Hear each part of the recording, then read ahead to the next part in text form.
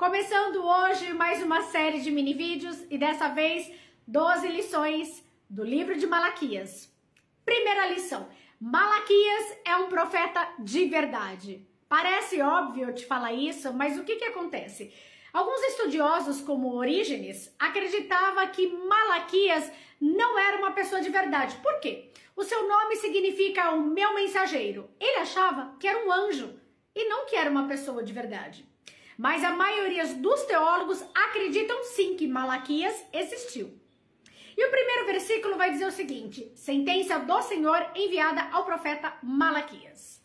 Guarde bem isso, a sentença, as palavras são enviadas por Deus ao profeta. Não é uma lucubração da mente do profeta, não é uma invenção da cabeça do profeta. Ele recebe de Deus e repassa ao povo. O profeta de verdade, ele não entrega uma palavra da mente dele. Ele não entrega algo que ele inventou. O profeta de verdade, ele tem o temor de Deus para entregar algo que vem da parte de Deus. Como eu disse, o nome Malaquias significa o mensageiro, meu mensageiro. Mensageiro de quem? Do Senhor. Minha pergunta para você hoje é: você é mensageiro de quem? Veja, não é porque um profeta entrega uma palavra dura, como foi o caso de Malaquias, e nós vamos ver isso nos outros vídeos, que ele é um profeta do caos. Não, ele fala exatamente as palavras vindas de Deus. Você tem sido fiel para entregar à igreja de Cristo aquilo que Deus tem te falado? Ou é uma lucubração da sua cabeça? Jeremias vai dizer o seguinte: aquele que tem um sonho, conte como um sonho. Ou seja, se você está recebendo algo que não vem da parte de Deus, não fale que vem da parte de Deus. Mas se você está entregando algo que vem da parte de Deus, saiba isso. Vai incomodar muita gente. Se tem uma coisa que o povo de Deus não quer ouvir, é a verdade vinda lá do alto. Segunda lição do livro de Malaquias. O povo coloca Deus no banco dos réus. Toda a tônica do livro de Malaquias, ela tem um formato de uma audiência. E eles vão fazer acusações muito duras contra Deus. Não é à toa que Malaquias é o último livro do Antigo Testamento antes de Deus se calar por 400 anos. E esse povo coloca Deus no banco dos réus. E não fazemos nós também assim muitas vezes? Aquele povo, uma das acusações deles, eles vão falar assim: o Senhor não nos ama. Aonde o Senhor nos ama? Se o Senhor nos amasse, a gente não passava enfermidade, a gente não via pessoas que a gente ama morrer, nós não passaríamos problema financeiro. Se o Senhor nos amasse, eu não teria guerra, não teria um monte de coisa. Essa é uma das acusações. Muitas vezes nós fazemos assim também com Deus. Nós acusamos Deus de coisas que acontecem no mundo, que acontecem na natureza, e nós achamos que Deus é cruel. Então a gente olha esse povo colocando Deus no banco dos réus, mas será que nós realmente podemos nos eximir de não fazer o mesmo? Será que nós não fazemos o mesmo?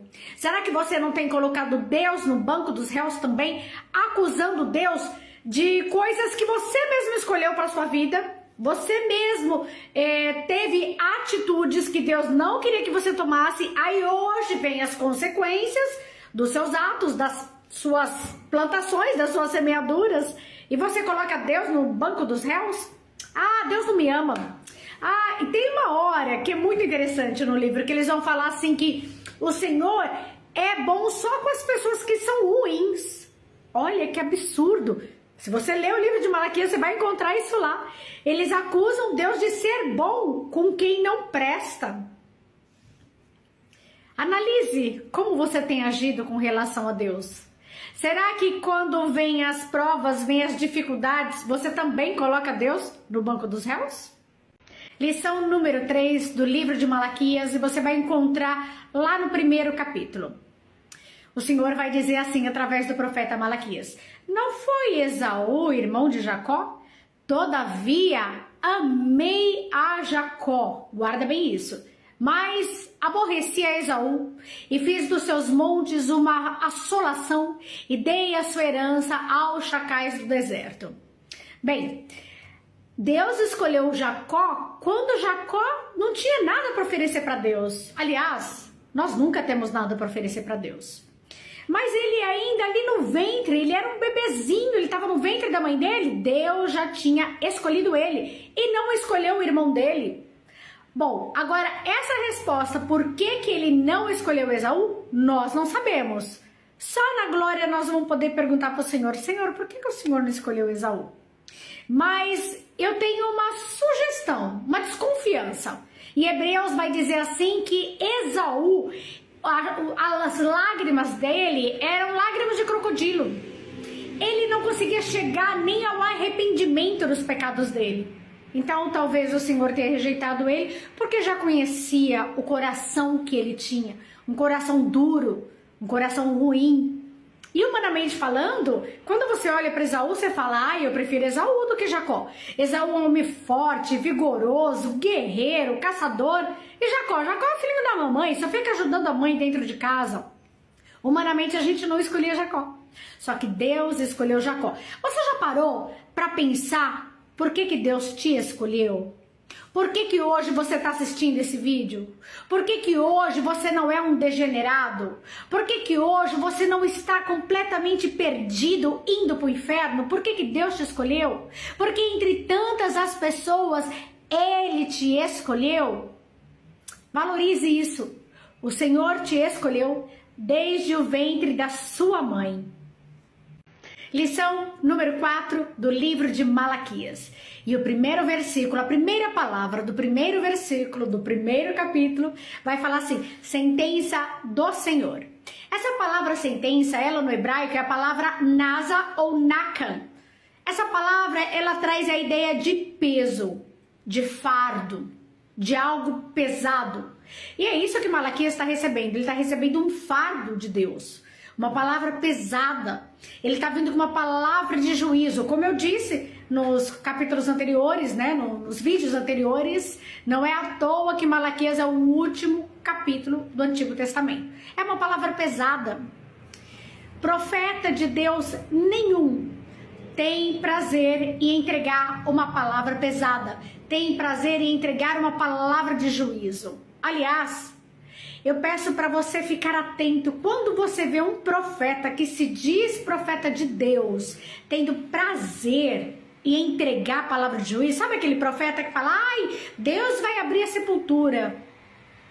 Fica com o pé atrás, será que é Deus mesmo que está falando isso?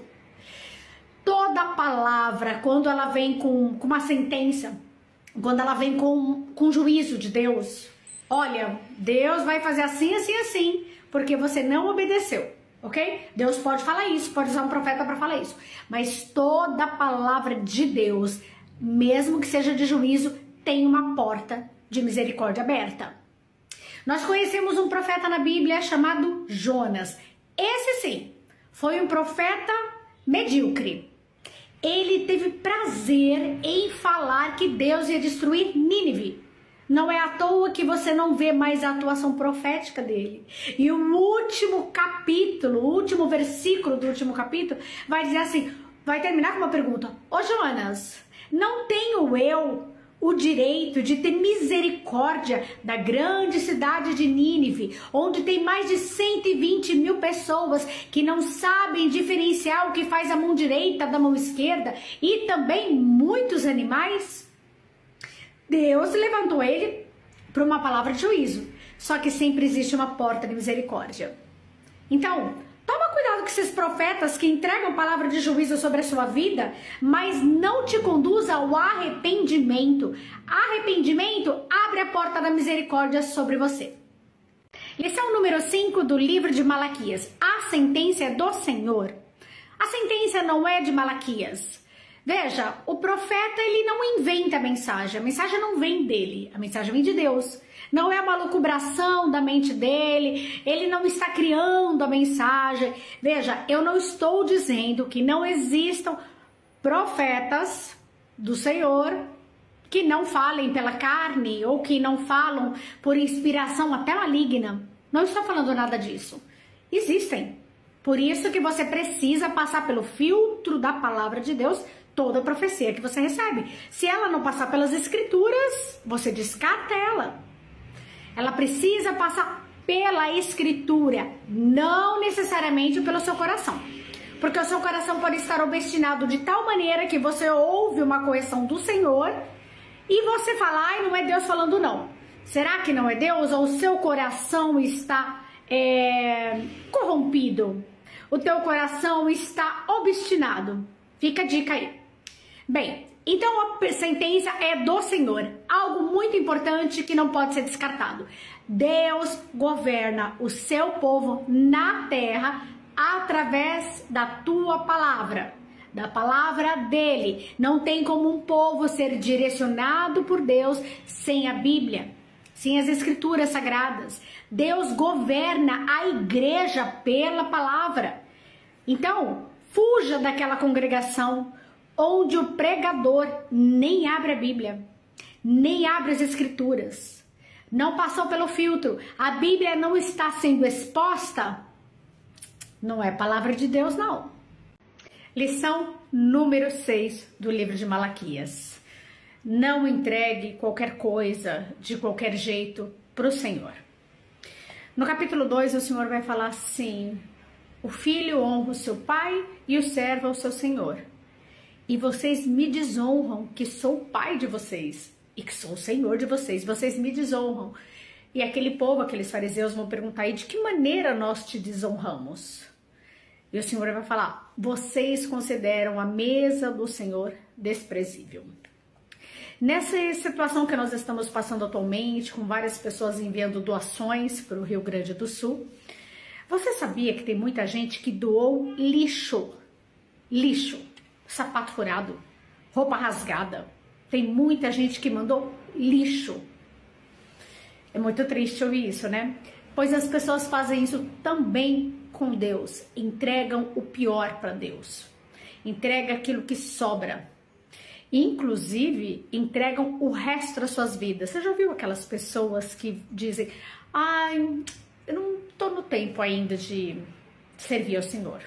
Quando eu estiver velhinho, eu faço isso. Vai entregar o resto da vida pro Senhor. Você já viu pessoas fazerem isso? Ou pessoas que entregam o restinho do dia, passam o dia todo aqui no TikTok, passam o dia todo na internet, passam o dia todo fazendo várias coisas. E lá no finalzinho, quando vai dormir, ai Jesus, obrigada pelo dia. Entrega o resto do dia. Tem muita gente entregando resto de tudo para Deus. Deus, Ele merece o teu melhor. Ele é Deus de primícias e não de resto. Lição número 7 do livro de Malaquias. O perigo de fazer a obra de Deus sem andar com Deus da obra. Aqueles sacerdotes ali do livro de Malaquias, eles faziam uma obra, mas eles estavam completamente em desacordo com Deus da obra. Provavelmente você vai ver, ou já viu, ou já ouviu, pessoas que falam muito a respeito de Deus. Elas falam a respeito de Deus. Elas conhecem a Bíblia, elas conhecem versículos, elas conhecem, já fizeram teologia, enfim. Mas a vida delas anda divorciada de Deus. Veja, elas falam de Deus, mas elas não andam com Deus. Elas falam a respeito de Deus, mas elas não têm vida com Deus. Certa feita, o Senhor Jesus vai perguntar para os discípulos dele, quem dizem os homens que eu sou? Eles falam que eu sou quem? E lá eles vão responder, uns falam que o Senhor é Jeremias, Elias e um dos profetas. E aí Jesus vai perguntar, mas vocês dizem que eu sou quem? Ele estava perguntando para os discípulos que andavam com ele. E aí Pedro vai se levantar na ousadia, tu és o Cristo, o Filho do Deus vivo. Até hoje tem pessoas dentro da igreja, dentro da congregação, que não conhecem Jesus. Elas estão cantando, elas estão louvando, elas estão pregando, elas estão ensinando, mas elas não sabem quem é Jesus. Olha, eu me arrisco a dizer que nós estamos vivendo um período não muito diferente do que o profeta Malaquias viveu. Oitava lição do livro de Malaquias, o perigo de uma liderança decadente. Tem muitas pessoas que se convertem a Cristo e começam a congregar e começam a frequentar igrejas, e aí eles pensam, eu acho que isso pode ser uma profissão. E aí elas embarcam nisso achando que é uma profissão. Eu vou virar pastor porque aí eu vou viver da obra, eu vou, lucrar um pouquinho. Eu vou ser missionário porque as pessoas vão me bancar, porque eu vou estar fazendo a obra. É muita gente achando que a obra de Deus é profissão. Não, é chamado. É Deus quem te chama para uma obra com Ele. É Deus que te chama para o ministério, não é você quem decide. E eu quero deixar um adendo muito importante. A liderança, ela deve ser um espelho para os liderados. Por que um espelho? Presta atenção. O espelho, ele não fala, ele é mudo, correto? Ele não fala aos ouvidos, mas ele fala aos olhos. O espelho, ele precisa de luminosidade, ele precisa de luz, senão fica tudo escuro, fica tudo em trevas, então a gente não sabe o que está ali. O espelho não pode ser embaçado, não pode ser desnivelado, ele precisa ser limpo, nítido. Ele vai falar com as ações. Ei, você é líder, você precisa ser um espelho limpo, plano, claro, para que teus liderados vejam Cristo em você. E não faça do ministério uma profissão. Não seja uma liderança decadente como foi lá nos tempos de Malaquias. Lembra que eu falei nos outros vídeos? Não é à toa que foi o último livro antes do Antigo Testamento, antes do Novo Testamento, foi o último livro do Antigo Testamento antes do Senhor se calar por 400 anos. Nona lição do livro de Malaquias. Toda vez que uma heresia chega numa igreja, ela chega por meio das suas cabeças pensantes. Se você for estudar um pouquinho sobre as heresias mundiais, e eu não vou citar nenhuma delas, faça você a sua pesquisa. Heresia é tudo aquilo que sai da palavra de Deus. Eles pegam algo das escrituras e distorcem isso. Alguns fundadores de grandes heresias, eles alegam que tiveram uma revelação e coisa e tal, foram visitados por algum ser angelical e coisa e tal, e aí eles fazem um adendo na palavra. Ou eles retiram algo das escrituras, ou eles acrescentam. Algumas heresias criam até os seus próprios livros, porque eles acham que a Bíblia não é o suficiente. Então, toda vez que surge uma heresia, ela vai chegar através da liderança da igreja. E não é qualquer liderança, é a liderança pensante, é a liderança que influencia. Bom, se eu quiser tirar isso, se eu quiser tirar essa informação com relação a escrituras, com relação à Bíblia, nós podemos até falar das redes sociais. Você já percebeu como tem tantos influencers malignos? Tem muitos influenciadores ruins que ensinam os outros a pecar, que ensinam os outros a tropeçar. E eles carregam um séquito com eles. Então, saiba disso. Como você evita participar de uma heresia? Lendo a Bíblia. É simples. Lendo as escrituras. Quando você lê, quando você medita na palavra, quando você ora, quando você jejua, você vai buscando em Deus um discernimento maior para saber o que vem dele daquilo que não vem. Eu costumo dizer que quem lê a Bíblia não é enganado por falso profeta e menos ainda será enganado por um líder falso, um líder herético. Lição número 10 do livro de Malaquias. Filho de crente não é crentinho. Bom, Levi era um dos filhos de Jacó e é a tribo que Deus separou para o sacerdócio. E Levi andou com Deus, andou em obediência, andou em santidade, andou com o Senhor. Só que os descendentes dele, que são os sacerdotes agora que estão lá, nos tempos de Malaquias, vivem alienados da palavra de Deus. Eles vivem de qualquer jeito. eles entregam oferta de qualquer jeito. Olha, vai chegar uma hora que o Senhor vai falar para eles, parafraseando para os nossos tempos, eu prefiro a igreja fechada do que um culto hipócrita, porque eles eram extremamente hipócritas. Bem, lá nós tínhamos dois grupos distintos. Nós vamos ter os fariseus, que viviam uma ortodoxia morta. O que significa isso? Eles viviam de acordo com a lei, eles entregavam dízimo até dos temperos, tiravam o dízimo do cominho, dízimo do hortelã, mas eles não tinham misericórdia com ninguém. Eles não acreditavam que ninguém poderia se regenerar. E do outro lado nós temos os saduceus. Os saduceus não acreditavam nas escrituras piamente, eles eram extremamente liberais. Você consegue ver que hoje não é diferente? Hoje nós temos os fariseus ainda, aqueles que não acreditam que Jesus faz nova todas as coisas, que o Senhor chama os pecadores e os transforma. Eles não acreditam nisso. São os fariseus, que não aceitam uma pessoa que vive em pecado buscar a Deus. Na verdade, assim, a pessoa vai para a igreja e não são nem recebidas. Tá entendendo? E por um outro lado, nós temos os saduceus hoje também. Que eles falam para você, olha, vem para a igreja como você tá, permaneça do jeito que você quiser. E sabe aquela tua prática? Não, não é pecado não. Ai, Deus quer que você seja feliz. Deus é amor. Eu quero fazer só um adendo para você. Deus é amor. Mas o amor não pode ser um Deus na sua vida. Fecha parênteses. Toma cuidado. Se você é um filho de crente, se você é um filho de crente, de Deus, vá buscar suas experiências com o Senhor. E conviver com alguém que tem a lamparina acesa, não vai acender a sua. Você precisa ter as tuas experiências, você precisa ter as tuas buscas. Você precisa se converter. Não adianta o teu pai e a tua mãe serem servos do Deus Altíssimo e você só dá vergonha para eles. Lição número 11 do livro de Malaquias.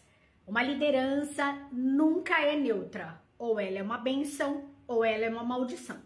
Se você já frequentou algum culto evangélico, você vai ver no final do culto, as pessoas abram a mão assim para receber.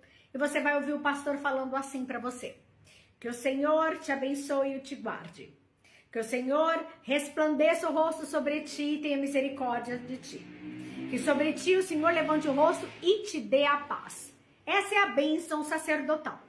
Mas o que isso tem a ver com essa lição número 11 do livro de Malaquias? Pois bem, no livro de Malaquias, por causa da conduta corrupta daqueles sacerdotes, por causa da conduta hipócrita daqueles sacerdotes, o próprio Deus vai amaldiçoar a bênção sacerdotal. Você consegue imaginar você ouvindo um culto, no final do culto você abrindo as mãos para receber a bênção sacerdotal e em vez de bênção, vem maldição enviada pelo próprio Deus? Foi isso que o Senhor fez. Lá, leia lá, livro de Malaquias, leia ele todo. Deus amaldiçoou as próprias bênçãos. Então entenda isso, não existe liderança no meio do caminho. Ou a liderança é uma bênção, ou ela é uma maldição. Liderança que permanece em pecado e nem se arrepende dos próprios pecados é maldição. E quando você toma consciência disso, quando você sabe o que está acontecendo, você se torna conivente. Então, se você se torna conivente, quando você achar que vai receber a bênção no final do culto, na verdade, você vai receber maldição. Que sério, né? Pensa nisso. Lição número 12 de Malaquias, e essa é a última da série que nós fizemos. Um culto pode ser em verdade, mas não em espírito. Ficou confuso, né? Mas eu vou te explicar. O Senhor Jesus, naquele diálogo que ele vai ter com a mulher samaritana, ele vai dizer assim: o meu Pai procura verdadeiros adoradores, que o adorem em espírito e em verdade. Se nós não pararmos muito para pensar, parece meio óbvio, né? Que se você vai adorar o Senhor em espírito, essa adoração é em verdade, e vice-versa. Se você vai adorar em verdade, essa adoração também é espírito. Só parece óbvia, mas não é. E eu vou te explicar por quê. E isso estava acontecendo ali nos tempos do profeta Malaquias. O que é um culto em verdade, mas não em espírito? Você pode estar fazendo um culto lindo, um culto cênico, com jogo de luzes, uma banda cantando muito bem, belos instrumentos musicais, um coral maravilhoso, um pregador que fala assim com eloquência, um pregador cativante, uma igreja bonita, e você sai assim maravilhado do culto. E tudo isso pode ser verdade, mas pode não ser em espírito. Tudo isso pode estar acontecendo diante dos seus olhos, mas você não está ali. O seu coração está longe, você está pensando em outra coisa. A igreja, de repente, é um lugar que você vai só para marcar o cartão de pontos, sabe? Ou para alguns, é um clube. Você vai para o culto no domingo para encontrar alguns amigos, né? Para marcar aquela pizza no próximo final de semana, né? Tem culto no domingo, vocês marcam para o próximo sábado, ok? O culto está rolando, o culto está acontecendo, mas você não está em espírito ali. Você não está adorando o Senhor em espírito. Você está adorando diante da verdade de tudo que está acontecendo ali. Jogo de luzes, música, um bom louvor, mas o seu coração está longe do Senhor. E o profeta Isaías, ele vai condenar isso. O Senhor vai falar através da boca dele: vocês me honram com os lábios, mas o coração de vocês está longe de mim. Toda vez que você entrar na presença de Deus para um momento de adoração, vigia o teu pensamento. Não é vigiar apenas os teus pés a hora que entra na presença do Senhor, mas vigia os teus pensamentos. Se os teus pensamentos estão indo em outra direção, focaliza. Pense somente no Senhor, que o Senhor seja o centro do teu coração. Ame Ele de todo o teu coração, de toda a tua alma, de todo o seu ser.